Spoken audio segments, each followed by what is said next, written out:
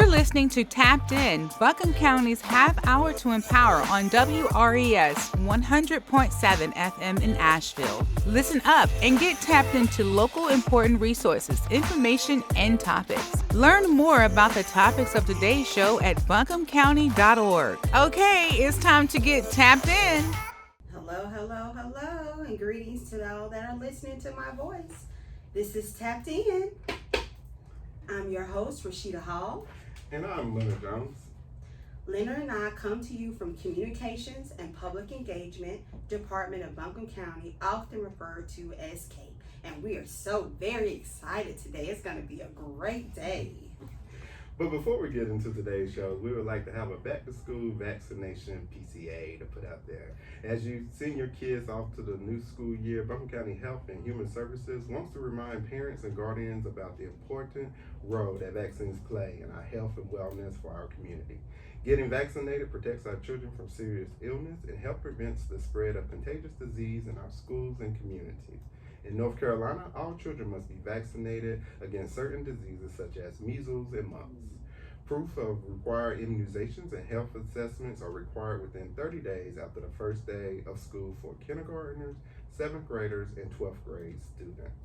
You can get your immunizations at your doctor's office or at the Buncombe County Immunization Clinic at 40 Cox Avenue in downtown Asheville. To learn more, visit buncombecounty.org/immunize or schedule an appointment by calling 828-250-5096. Help keep students healthy and in school so they can focus on growing and learning. Yes, great information, Leonard. Go get your vaccinations. All right, today's episode, joining us today is Corinne Duncan, Buncombe County Director of Election, along with her colleague, Devin Whitney. I hope everyone knows that 2024 is a presidential election, and we want to empower our listeners with the most accurate and current information around this election, from registering to vote to actually voting and participating in the upcoming primaries and next year's general election. I believe voting is one of the greatest privileges and rights in the United States. Without further ado, I'd like to say welcome Corinne and Devin. Yay. Thank you. I'm happy as always to be on your show. Yes. Corinne, we are very excited about having you today. I know we have a lot of great topics. We have many changes in North Carolina. Please, if you're out there listening, please take note to the changes and let's get started, okay? So what is the process of registering to vote? Just kind of some general information. So registering to vote in North Carolina, there's two ways that you can do it. If you're already a DMV customer, you can register through that process. So that is an online process. But otherwise, you register to vote on paper. So you use a form that you can download from our website or get from libraries. And you will provide on that form your name and address and some information about how long you've lived in the county, and then also the last 4 digits of your social security or your driver's license for proof of ID. And in order to be eligible to register, you need to be a citizen, at least 18 years of age, not serving a felony currently, and live in the county for at least 30 days. Okay. Can you talk to us a little bit more? I know you mentioned that if you're 18, you can vote. Well, what about if you're near or about to be 18 and you're 17? What does that look like? Yeah, that's a great fun fact. So if you are 18 on the day of the general election, you are eligible to vote in a primary. And so you can also register to vote before you turn 18. It's called pre-registration. And what are some of the important dates around the upcoming election that community needs to know as possible election timeline? Yes, so our election cycle just restarted. So we are starting in 2023. There's at least one election every year. In odd years in Buncombe County, we have one general election in November, and that is Weaverville, Woodfin, and Woodfin Water and Sewer. So it's a smaller election. And that happens, early voting will be October 19th through November 4th, and election day will be November 7th. 2024, the whole county votes in 2024. The whole nation votes in 2024. So the primary election is scheduled for March 5th. Early voting will be February 15th through March 2nd. And then the general election is November 5th. You'll hear that date over and over again. And early voting's October 17th through November 2nd. Okay. And so we know there's been some like changes with North Carolina in the news around some challenges in the courts. What's some of those updates? So you might be referring to redistricting. So there were 2 court cases that were heard, Harper versus Hall and the North Carolina League of Conservation Voters versus Hall. And the court gave the General Assembly the opportunity to redraw the lines for NC House, NC Senate, and US House for 2024. For Buncombe County, that also means the commissioners' districts because they follow the House lines. So Buncombe County will definitely be affected, but those lines won't go into effect until the 2024 elections. Okay.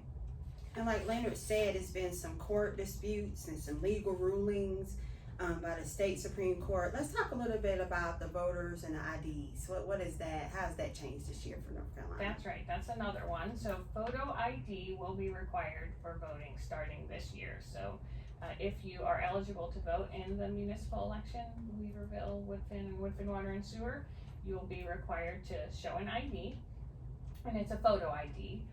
And most people will have a photo ID that qualifies. So it's what you think: a driver's license, passport, state IDs, things like that. But if you don't have one, our office offers free voter IDs. So you can come and stop in at our office as long as you're registered to vote.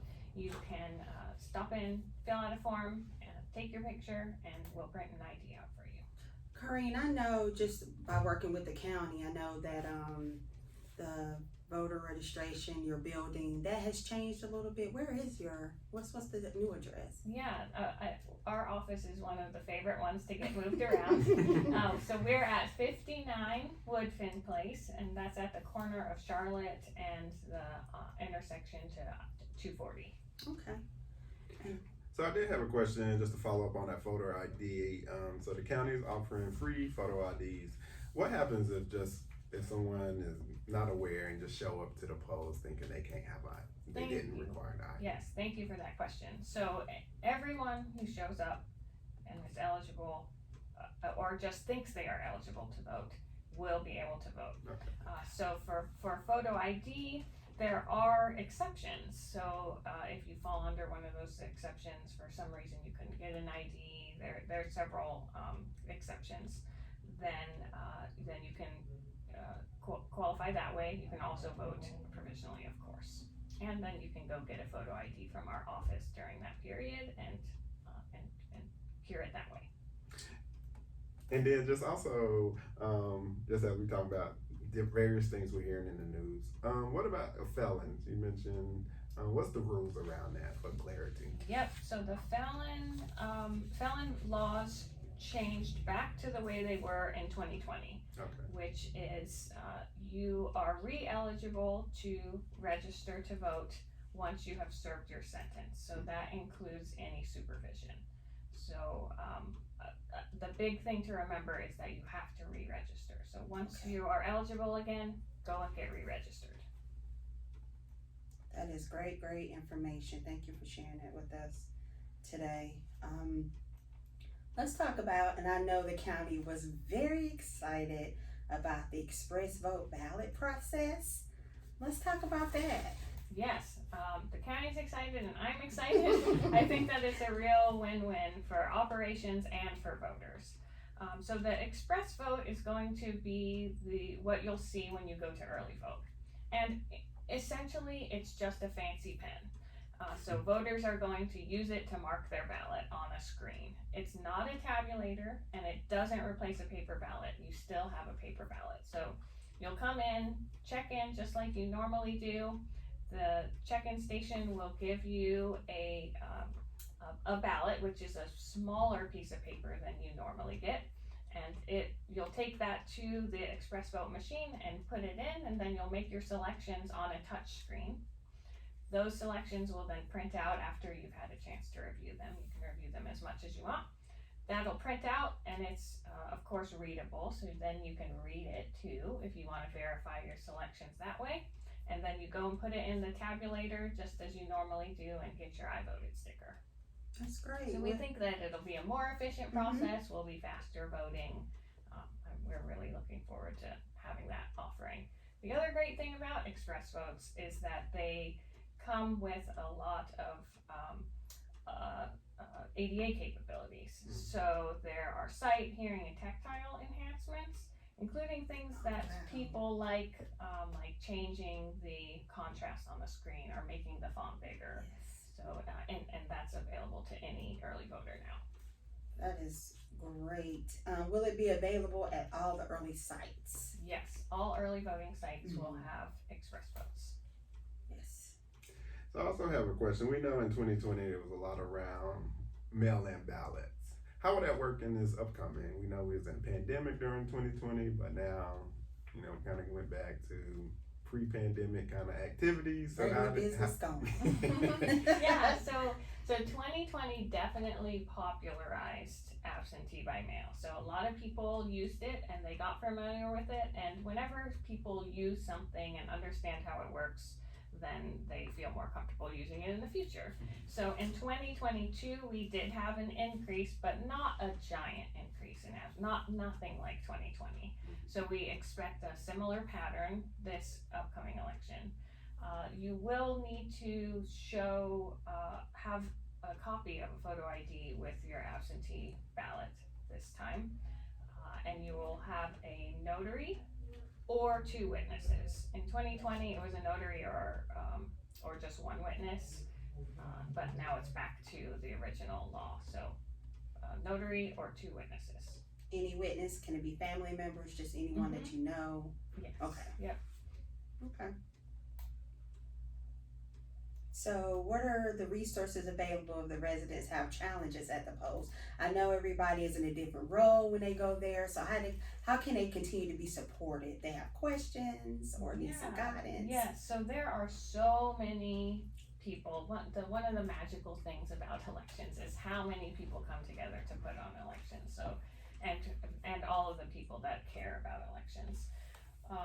For the actual voting process, the very best place to come is to call our office or call the parties. So whatever you're most comfortable with, and they can be in contact with us about any issues, and we act quick. So we really appreciate that. We have 80 polling locations that are open during when the whole county elections is open, and so having eyes all around is great. So we heard about poll workers that's working at the polls. How do community participate in that process, and what are the roles available for community to be a poll worker? Yes, so there's several ways that you can be involved in elections with our office specifically, because again, we're the administrators, right? So that's our piece of the election. There's other ways that you can be involved, but from my office perspective, you can come to our board meetings. We just had board appointments. That happens every 2 years, but I do want to get it out there that you can be on our board. It is definitely a commitment. You will spend lots and lots of time with us, but that's a way that you can contribute. You can also work in our office seasonally, and we'll be hiring 35 people starting in this fall. And those are paid at $17 an hour, and it's a great opportunity to learn about elections that way too.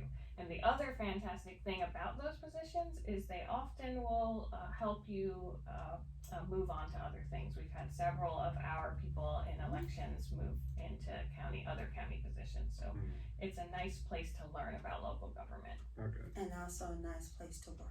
It is a nice place to work. I hope it is.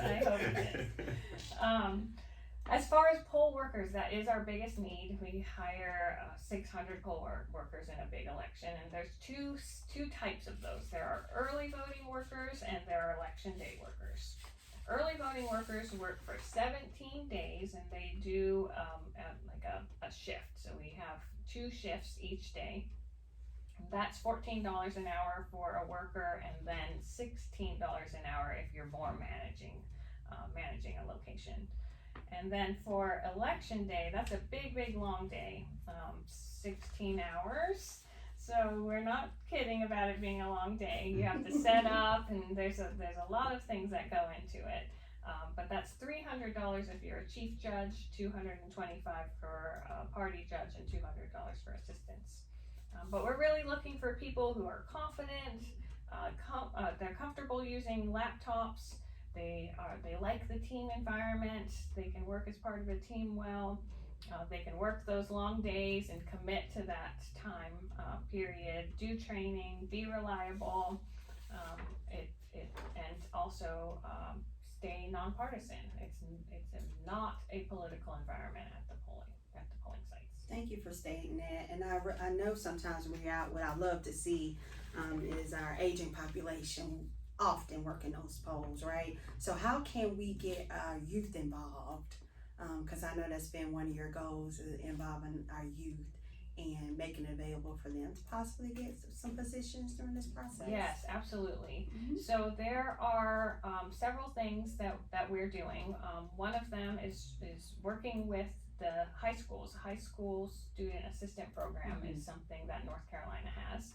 And something that I am so happy about that happened this year is that the Buncombe County schools made the primary and general election day a teacher work day. Oh, nice. So yes. So hopefully we can get some more participation that way, because it was hard to be a student and have Right. school, and you can't, so we're excited about that. And then we do have a training and recruiting position now that we didn't have before. So we're really trying to build our outreach program, and we've had quite a few requests to do talks. So we're really hoping that we get the word out there to different places in our community. Is that job listed on our website, buncombecounty.org?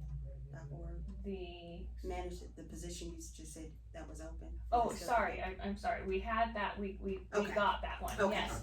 Just But making sure. But thank you for saying that, Yeah. because we do have a Okay. position open right Okay. now. So we have a full-time warehouse position that would be working with Devin. And that is overseeing our machines and auditing and managing all of the polling locations. So it's a pretty big, exciting position. And then in February of 2024, we'll be hiring a candidate coordinator. So someone who works with filing candidates and auditing their reports and those kind of things. So there are some permanent positions coming up. I know with the poll workers, how much time, because I know we have busy lives and people dedicated to this, because this is a very important topic. What's the training entail? What is it, a 1-day training, 2-day training? How does that look? Good question. So for election day, and it is required by law, so you have to do it. It's about a 4-hour training that you go to. You do also have to meet with your team, set up the polling location, and do all of the set up and take down. So it's not just when the polls are open. And then for early voting, that one has a longer training. So that's a 6-hour training. And then if you're a captain, if you're managing those polling locations, you do another 3-hour training. Okay. And so I know we were mentioning around like community participation, but I believe there is a early voting option survey. Can you just talk about that Yes, program thank you. we You have? guys are bringing up all the things I'm excited about. So the early voting plan is something that we put out to anyone to have input on. And how it works is staff develops a plan based on the experience that we've had in the recent elections. And then we present that to our board, and then we put it out for public input. So our proposed plan right now is for the primary, and I know that seems way early, but it's not. It's not. So we want input on it, and it's out there right now. It's on public input at buncombecounty.org, and we're proposing 11 early voting sites for the primary, and we would really like some help finding locations in North Asheville and South Asheville. So we're proposing having 2 sites in each of those locations, but we don't have identified locations for 2 of those. So we want 1 more in North and 1 more in South. So if you have suggestions, get on our website or give us a call and let us know. And if you have suggestions about anything in the plan, the whole plan's up there. You can take a look and give us your feedback. Thank you. So, Corinne did say North Asheville location and the second South Asheville location. We need your feedback. Please call us, send us an email, get on public input, give your feedback. We really want to know that because, of course, we want to be of service to everyone in Buncombe County and make it accessible and easy for people to vote. So please reach out to us. Thank you for that. Yep, and our plan will be reviewed again on September 12th. So make sure you get it in before then. Okay. So when we have these proposed locations, what are the hours possibly that they could be open when you're talking about early and then the day of elections? What would that look like? Possibly? Yeah, so definitely by law on the weekday, our hours are 8 a.m. to 7:30. So that's just required. The whole state will follow those. The proposed, and the last Saturday is also by statute. So 8 a.m. to 3 p.m. is that last Saturday. That's March 2nd. The weekend hours that we're proposing are 10 a.m. to 3 p.m. So we found that that's when most people want to vote. If we open earlier than that, we don't see a lot of voters. And we're proposing Saturday, the first Saturday, and then we're proposing both weekend days on the second weekend.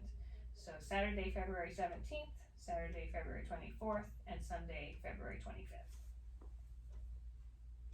So how can voters get the most updated information and to stay abreast of the current events around voting? So there are 2 things in this. I think that our voter information tool is so useful and underused. So on our website or on the state board's website, there's a button for the voter information tool.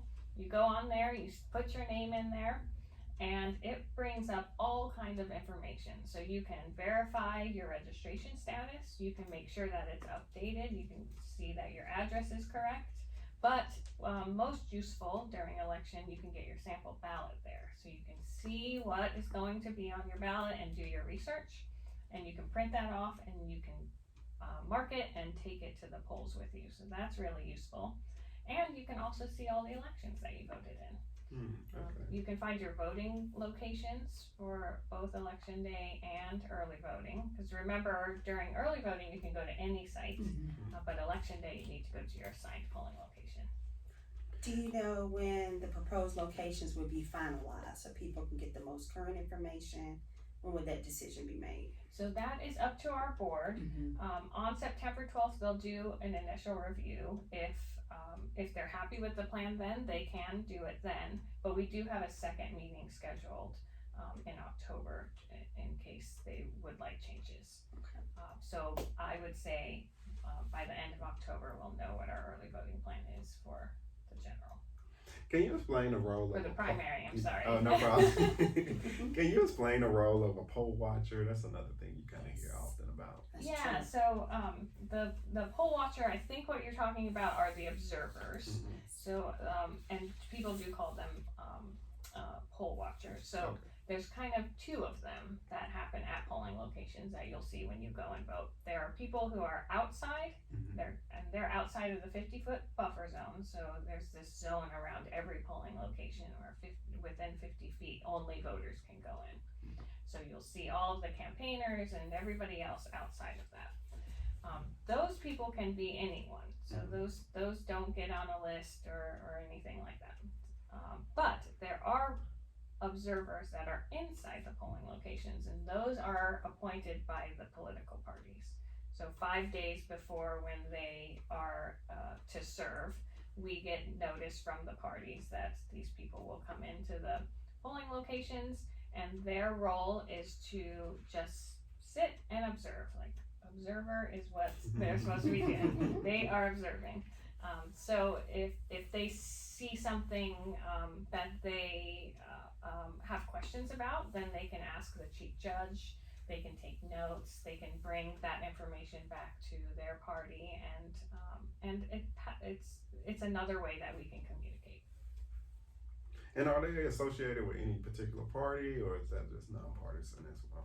They are not nonpartisan, so Okay. both parties can appoint a certain number, and the state party can also, of both parties, the Republican and Democrat parties.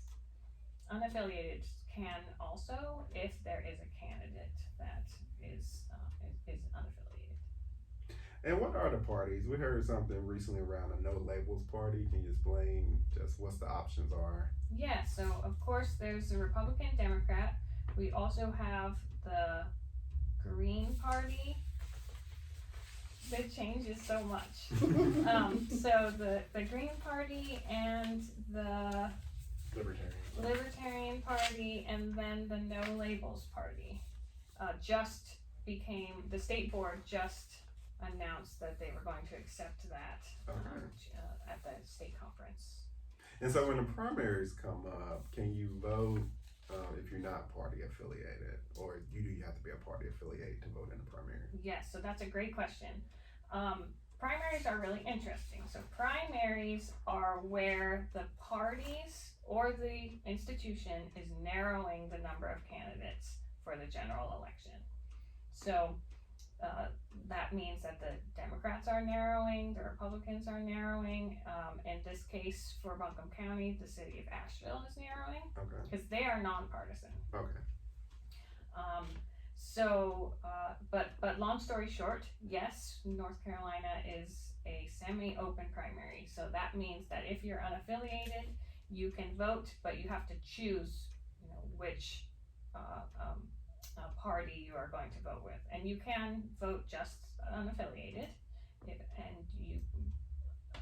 and then you can choose a party, but then you have to stick with that party. That's the semi-open part.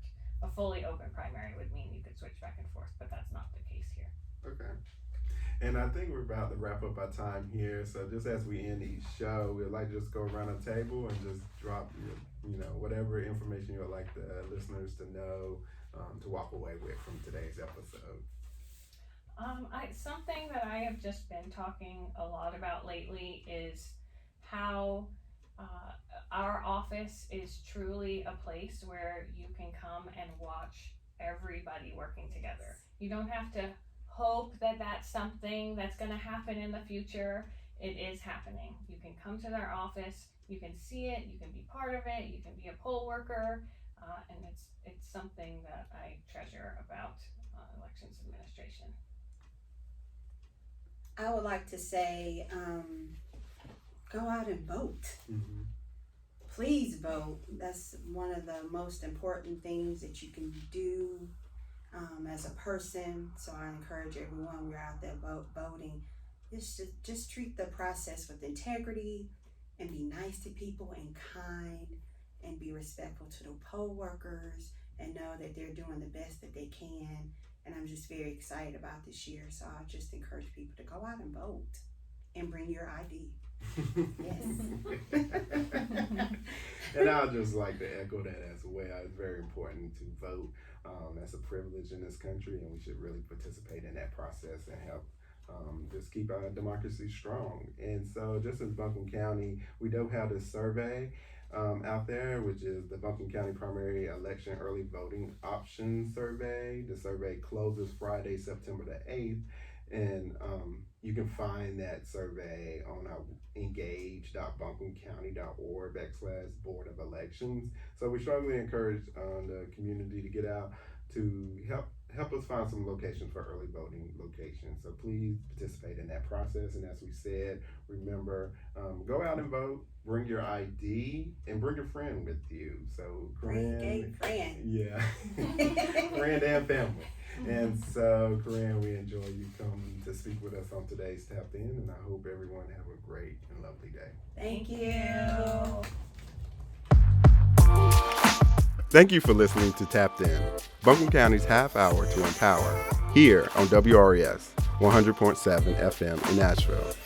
Learn more about today's topics at buncombecounty.org Otherwise, stay tuned for more great episodes coming up.